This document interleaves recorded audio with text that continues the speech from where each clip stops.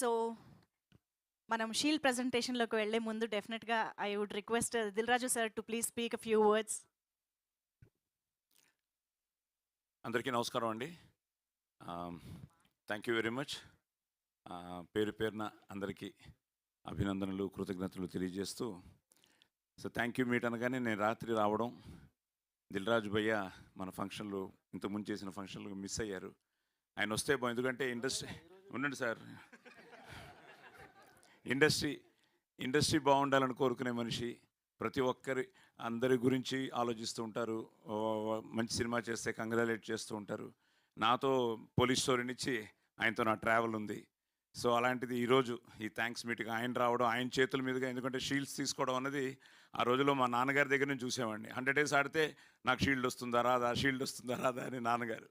ఆ తర్వాత police story ఫంక్షన్కి ఎంత ఆనందపడ్డారంటే, బాబు నువ్వు హీరోగా షీల్డ్ తీసుకున్నావురా అని. ఆ రోజు దాసనారాయణరావు గారు వీళ్ళందరూ పెద్దవాళ్ళందరూ వచ్చి ఆశీర్వదించి నాకు పోలీస్ స్టోరీకి ఇవ్వడం జరిగింది.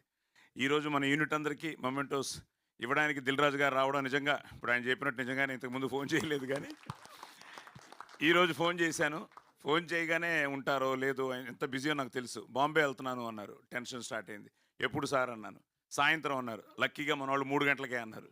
సార్ 3 గంటలకే సార్, మీరు వచ్చి షీల్డ్స్ ఇచ్చి ఒక బాబుని ఆశీర్వదించి టీంని అభినందించి మీరు బాంబే వెళ్ళండి సార్ అడగగానే వచ్చినందుకు ఫస్ట్ మనం అందరం కలిసి దిల్ రాజు గారికి పెద్ద థ్యాంక్స్ చెప్తూ ఆయనకి సార్. అందరికి నమస్కారం.